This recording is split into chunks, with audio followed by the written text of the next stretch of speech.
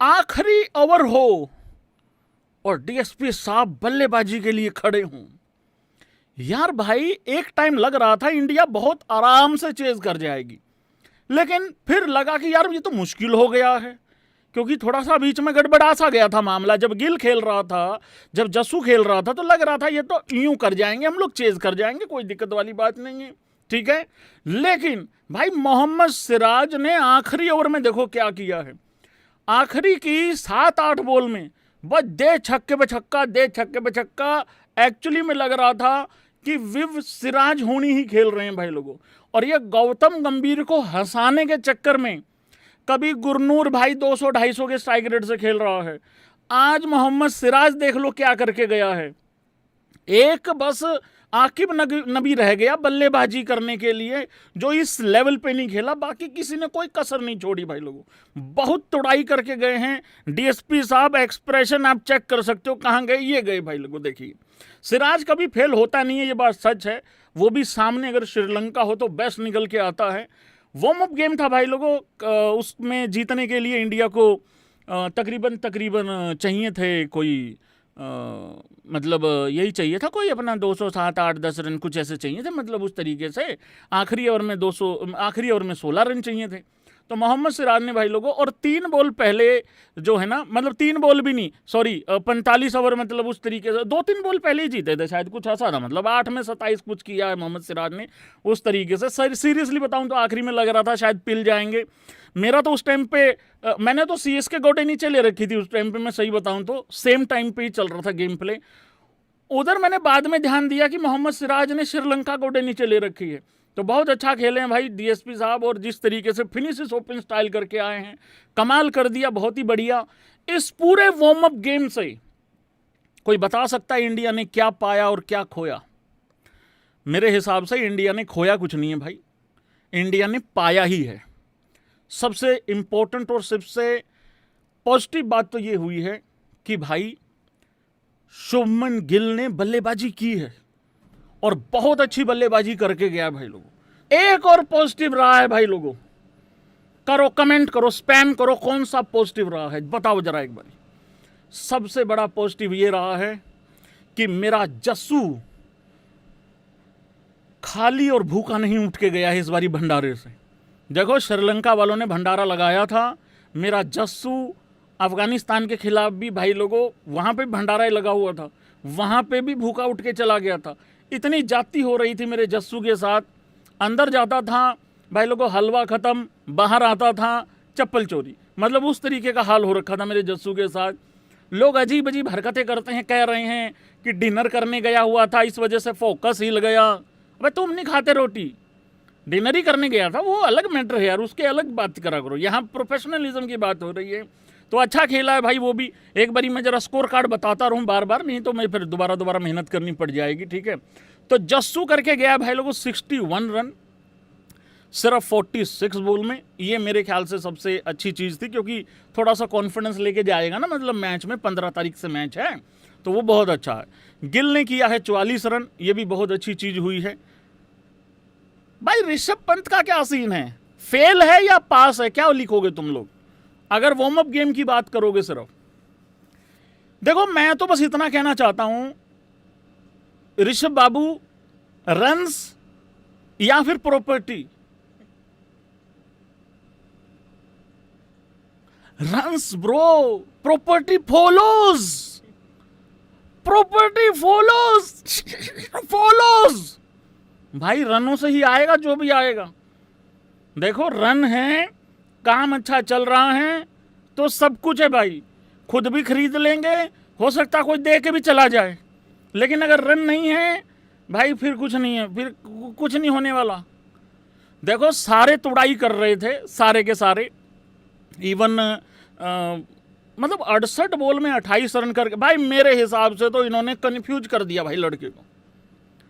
भाई कोई तो दिक्कत है यार। एक बात बोलूं तुमको, मैं एग्री करोगे इस बात को लेके?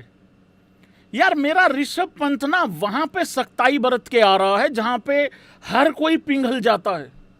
If you know you know. तो जो लड़का वहां नहीं पिघला, जहां पे अच्छे अच्छे खत्म हो जाएं, अच्छे अच्छे बिखर जाएं और अच्छे अच्छे पायदान बन जाएं, वहां पे वो लड़का सख्ताई दिखा के आया है। मैं बोल नहीं सकता हूं ज्यादा, मतलब समझ जाओ तुम। और मुझे प्राउड है इस बात को लेकर, ऋषभ पंत पे बहुत ज्यादा प्राउड है। वो वहां नहीं पिघला जहां पे हर कोई खत्म हो सकता है।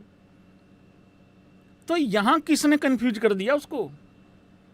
ना ना ना ना भाई, मैं नहीं जानता इस ऋषभ पंत को यार। ऋषभ पंत तो 28 में 55 वाला लड़का है, 68 बॉल में 28, क्योंकि हमको चेज करना था ना ये। देखो आज 90 ओवर होने थे, 45 उन्होंने खेलने थे, 45 हमने खेलने थे, मतलब उस तरीके से।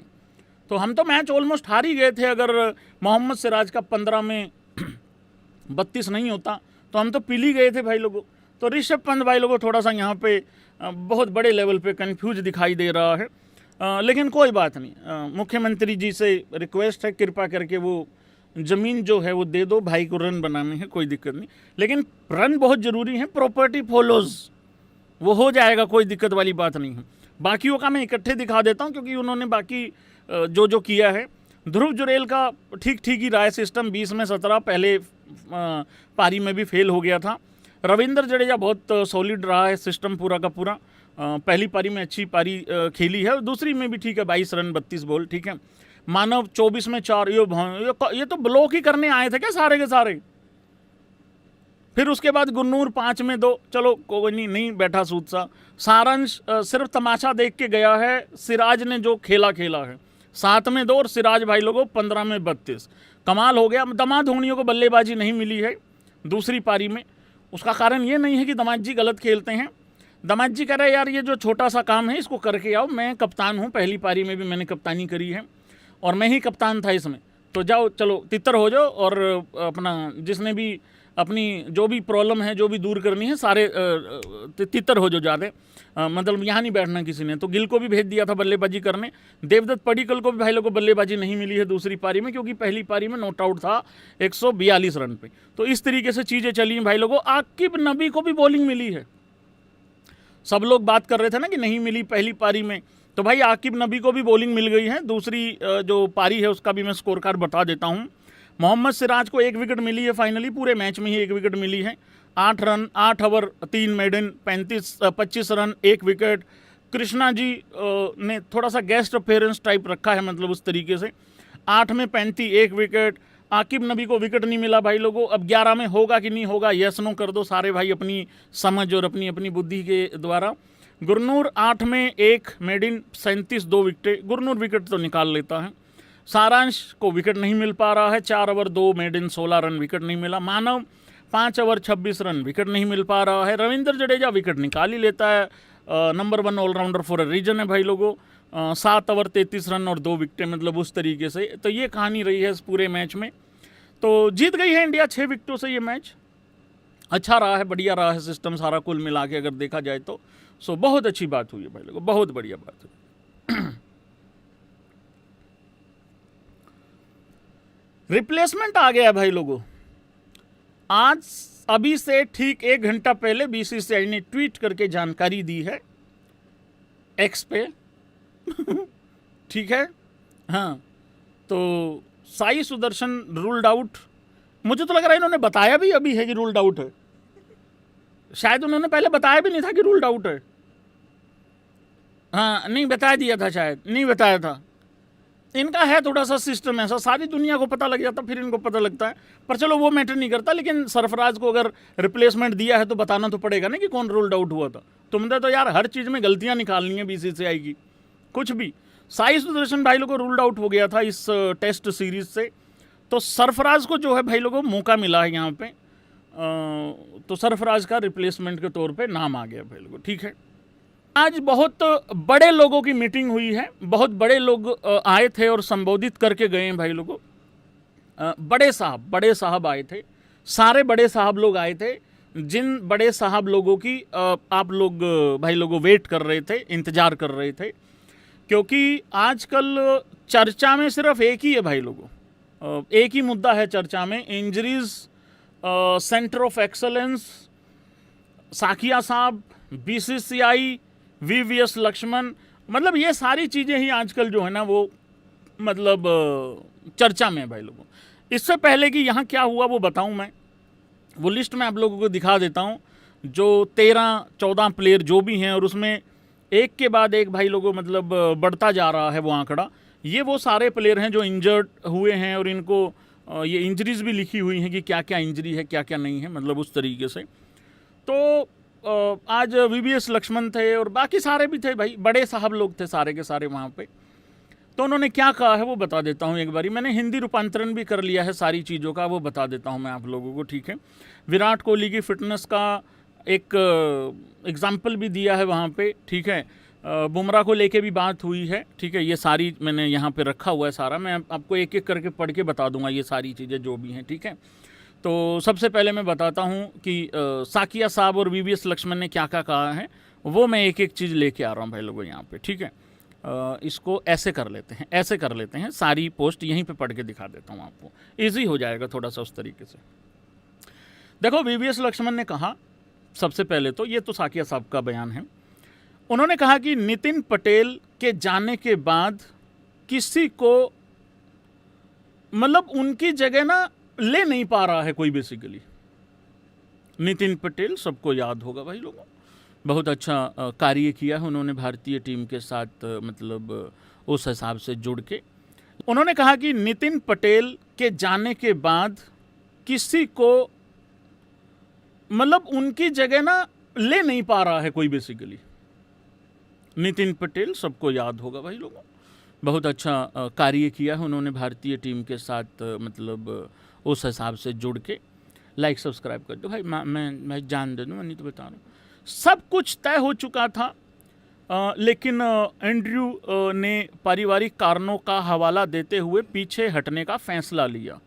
अच्छा, ये आ रहे थे क्या उनकी जगह पे या क्या कुछ था, मतलब ऐसा। हमने 5 उम्मीदवारों को शॉर्टलिस्ट किया था। नंबर 1 पर एक ऑस्ट्रेलियाई व्यक्ति था जिसका नाम मैं नहीं बता सकता। देखो ये, क्योंकि अभी जो 2 भाई लोग काम कर रहे हैं ना, एक तो वो रिजवान डॉक्टर है और एक और है वो लड़का अपना, मैंने अभी आपको थोड़े दिन पहले ही बताया था, उनका भी नाम मैं बता देता हूँ, मैं भूल गया हूँ, अगर किसी को याद हो तो बता देना। अरे वही लड़का अपना अरे यार हद होगी यार भाई, यार क्या करते हो यार तुम, यार तुम्हारा ध्यान नहीं रहता है यार भाई, सो जाते हो यार तुम, यार ऐसे थोड़ी काम चलेगा यार भाई, यार सारी चीज़ें मेरे ऊपर लोड डाल देते हो तुम, थोड़ा सा मदद करना चाहिए है। हैं रघु, अरे रघु डॉक्टर है, रघु डॉक्टर नहीं है यार भाई, यार क्या कर रहे हो तुम यार, मैं बता रहा हूँ, मैं ला रहा हूँ निकाल के, 1 मिनट रुको जरा। हाँ वो लंका लग रही थी उनकी भी, मतलब उनका ये आ गया, ये आ गया। हाँ हाँ हाँ, कमलेश जैन फिजियो, कमलेश जैन, ठीक है। हाँ मतलब उस हिसाब से क्या करते हो यार भाई यार। हाँ तो ये 1 मिनट यार, एक तो इतना कुछ हो रहा है ना पीछे बैकग्राउंड में, सारा कुछ हिसाब किताब निकाल के रखना पड़ रहा है भाई। 1 सेकंड कंटिन्यू कर रहा हूँ मैं, रुको जरा। हाँ ये VVS लक्ष्मण साहब की मैं बातें बता रहा हूँ आपको। तो उन्होंने कहा हमने 5 उम्मीदवारों को शॉर्टलिस्ट किया था। एक पहले नंबर पे ऑस्ट्रेलियाई व्यक्ति था, उसका मैं नाम नहीं बता सकता, लेकिन उसने अचानक यह कहते हुए पीछे हटने का फैसला लिया कि वह बेंगलुरु शिफ्ट नहीं हो सकते, ठीक है। यह कोई कंसल्टेंट की भूमिका नहीं है, हमें ऐसा व्यक्ति चाहिए जो यहाँ मौजूद रहे, यह रोज़ाना निगरानी का काम है। तो बहुत अच्छी बात है भाई। चलो ये तो और बात हो गई। आगे क्या है, आगे VVS लक्ष्मण ने कहा एक और पेशेवर जो ऑल क्या हो रहा है, उन्होंने भी सहमति जताई थी। ये तो फिर अंदर की बात होगी, मेन बात बताओ यार। हाँ एक बात कही है VVS लक्ष्मण ने कि इंजरीज तो पार्ट एंड पार्सल है, मतलब पार्ट हैं इसका, गेम का, खेल का, पर ज़्यादा हो रही है भाई, ये भी थोड़ा दिक्कत है।